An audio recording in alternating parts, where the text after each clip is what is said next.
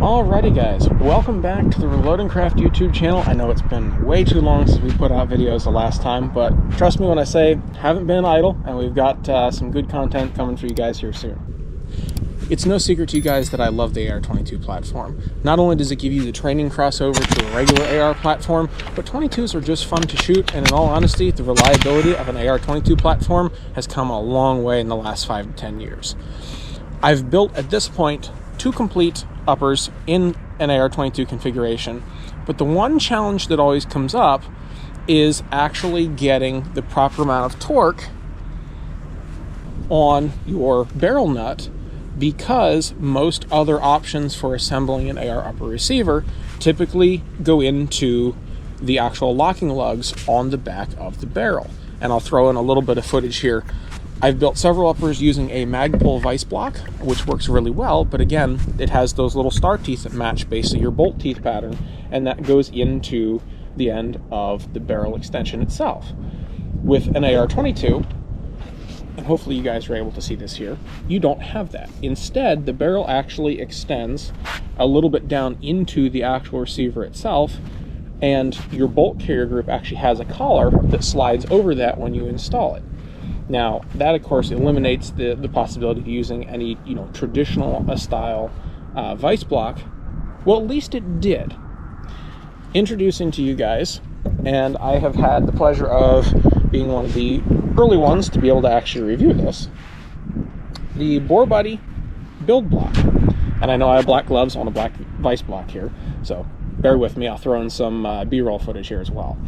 But what this is designed to do is basically slip into an upper receiver and allow you to mount it in a vise to properly torque down things like your barrel nut, muzzle devices, and if you just want to set it there to assemble and have it on a nice solid platform, it can do that as well.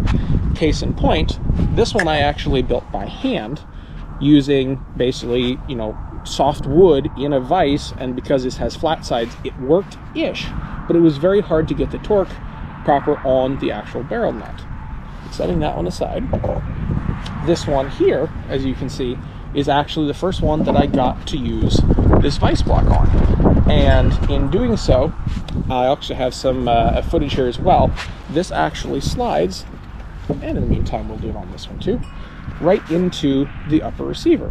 So if you take a look, you have the one hole drilled here on the side, and this actually lines up with your front takedown pin hole. Now what I found when actually mounting this one, you can do it with this block just sitting in the vise.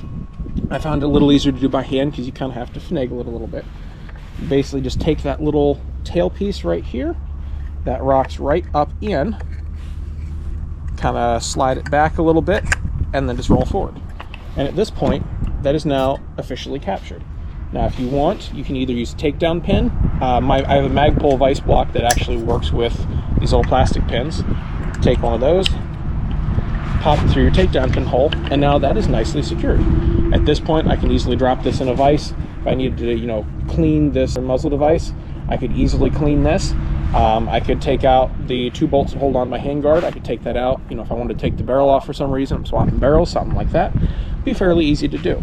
Removal is fairly easy. You literally just push out that takedown pin or whatever else you're using in place of it.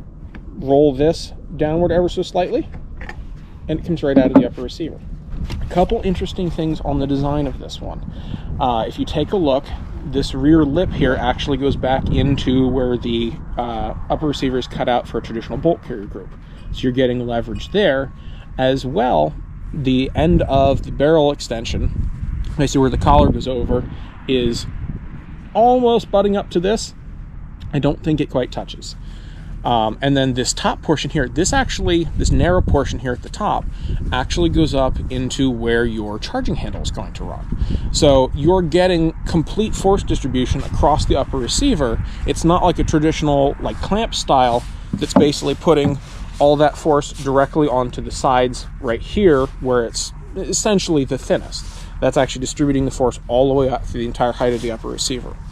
Now, they do have stamped on here, BoreBuddy does have 40 foot-pounds max that this one is rated to. I was quite impressed when I received it. Again, I was kind of going back and forth with Will from BoreBuddy for a little while. He mentioned that they had these in pre-release. They were getting ready to amp up production. and he offered to send one to me to be able to do a video on, do some testing on. And of course I was like, sure, you know, that really simplifies the AR-22 building process. Why wouldn't I? Well, he sent this one to me, and the first thing that impressed me was just the quality of the materials in it. I'm a bit of a kind of picky individual when it comes to the actual build quality on certain projects that I'm looking at.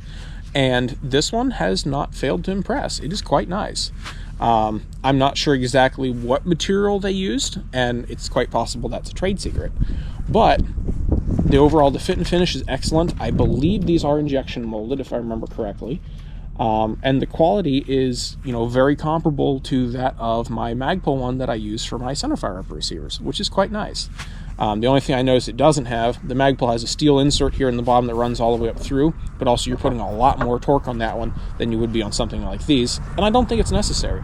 I've successfully torqued down the barrel nut on this particular build here, more details on that later, and it has worked just fine. These guys should be available over on BoreBuddy's website here fairly soon if they're not already. I'm not sure on pricing. Like I said, I was sent this one for testing, so full disclosure there. And in all honesty, if I had issues with it, I'd be honest about that. But so far, this has performed exactly how I wanted it to, and I am quite pleased. Looking forward to doing some more testing on this guy in the future. We'll keep you guys tuned. I actually have to take this guy up to the shop here soon. I want to take off the muzzle device here, getting a little bit of leading buildup in there after quite a few thousand rounds. So I want to just take that off, get it cleaned. It'll be absolutely perfect for that. Hoping to get a little bit of footage, if you guys haven't seen it already, get a little bit of footage in there from actually running it up on a vise. Alrighty, so now that we're ready to take off, you can do it with it sitting in the receiver like this. Of course, you want the block mounted lower. What I'm going to do is actually take the block, stick it in first, and then drop the entire assembly into the vise. Snug that down nicely, and then if you want to make extra sure nothing's going to move, take your front pin, and now you're officially secured, and you can apply torque to this however you will. Now we can very easily take the handguard off so I can get to the muzzle device. Just gonna wiggle that out over the barrel nut, like so. And our handguard is officially off. Just gonna set that back here to the side. And let's move you guys over here. And now for taking the muzzle device off, yes, I'm using an adjustable wrench. Yes, I know you guys are probably going to have a fit about that in the comments, but this is relatively low torque, and this is my rifle. Just gonna come on here, snug down, and that allows me to properly apply torque to get this off while holding the upper receiver nice and snug in the vise. Just gonna back this off. And as you guys can see, a lot of lead buildup there around the muzzle. Let's see if this will refocus. A whole bunch of crusty lead buildup inside that blast forwarder. We've got to get that cleaned out. It's a couple thousand rounds easy. Should be relatively straightforward to get out, but I just have to clean it. And because it's been a little while since I've actually had this one apart, I'm just going to verify that my barrel nut is still nice and snug. Easily grip around it right like that. And then just double verify.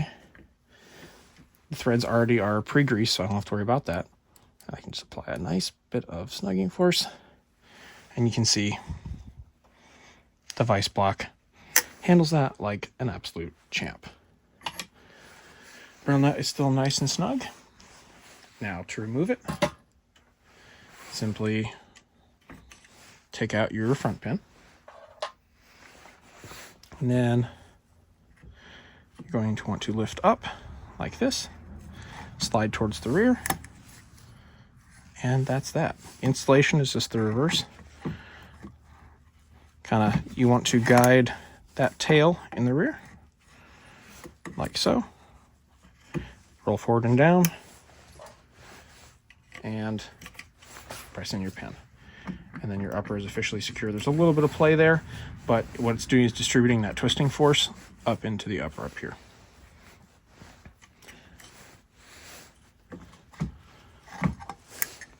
And that's that.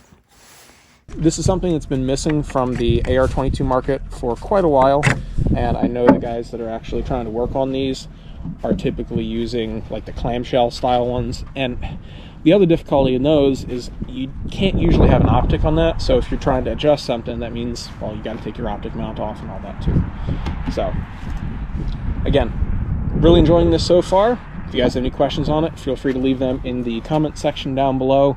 As always, thanks for watching us here on the Reloading Craft YouTube channel. Stay safe, keep on reloading.